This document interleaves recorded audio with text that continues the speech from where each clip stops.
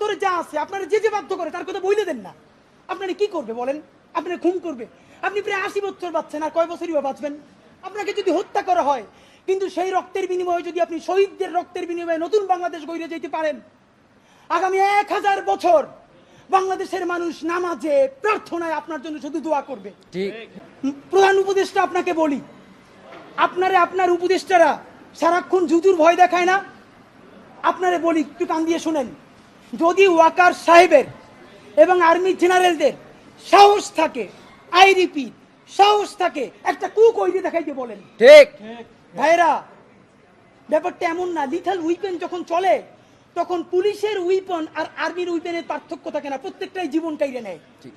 এই মাত্র একটা বছর আগে আমাদের হাজারো হাজারো শহীদ, যেই গুলিতে শহীদ হয়েছে, এর চেয়ে দামি গুলি তো আর আর্মি আমাদের উপরে ব্যবহার করতে পারবে না।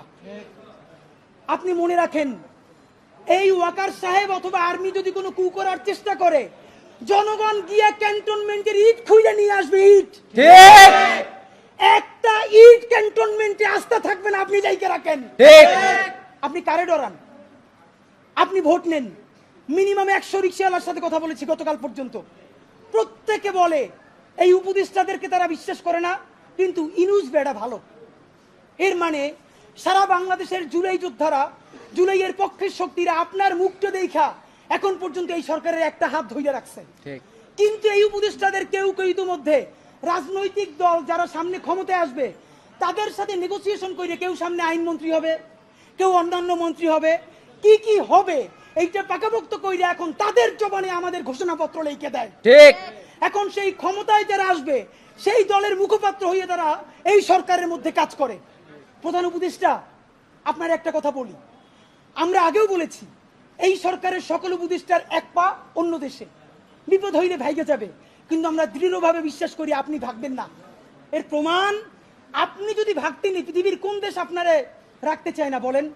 তাহলে হাসিনার আমলেও 10 তলা বিল্ডিং বাইয়া আপনার আদালতে হাজিরা আপনি দিতে আসতেন না। ঠিক।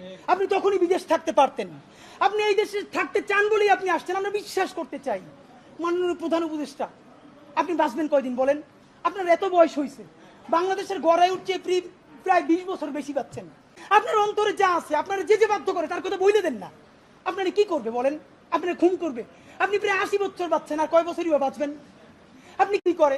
আপনাকে যদি হত্যা করা হয়, কিন্তু সেই রক্তের বিনিময়ে যদি আপনি শহীদদের রক্তের বিনিময়ে নতুন বাংলাদেশ গড়ে যেতে পারেন, আগামী 1000 বছর বাংলাদেশের মানুষ নামাজে প্রার্থনায় আপনার জন্য শুধু দোয়া করবে। ঠিক।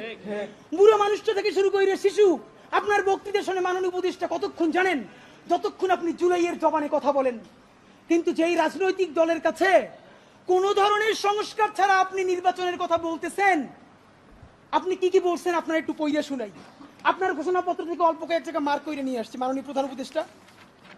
আপনি বলছেন যে সামনের নির্বাচনে, এবারের নির্বাচন যেন আনন্দ উৎসবের দিক থেকে, শান্তি শৃঙ্খলার দিক থেকে, ভোটার উপস্থিতির দিক থেকে, সৌহার্দ্য আন্তরিকতার দিক থেকে দেশের ইতিহাসে স্মরণীয় হয়ে থাকে, এই সকল আয়োজন করা হবে। মাননীয় প্রধান উপদেষ্টা, 6 মাস বাকি আছে। এই 6 মাসের মধ্যে আপনি এই উদযাপন কেমনে করবেন? নির্বাচন শুরু হইতে পারে না, এর মধ্যে মানুষকে হত্যা করতেছে রাজনৈতিক দল একটা আরেকটারে। তাহলে এই আমলা, এই পুলিশ, যেই পুলিশ রাজনৈতিক দলের ছত্রছায়া আবার হত্যাকাণ্ড ঘটাবে, আপনি দাঁড়িয়ে দিয়ে কেমনে পারবেন? প্লিজ আপনার এই বৃদ্ধ কাঁধে রাজনৈতিক দলগুলোর বন্দুককে রাখতে দিয়েন না। আপনি না পারলে কুইট করেন, ওরা নিজেরা বুঝে খাক।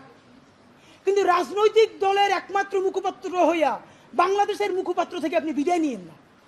আপনি নির্বাচনের কথা বলছেন, আমরা খুশি হয়েছি, কিন্তু ইতিহাসের স্মরণীয় নির্বাচন করার রোডম্যাপ কোথায়?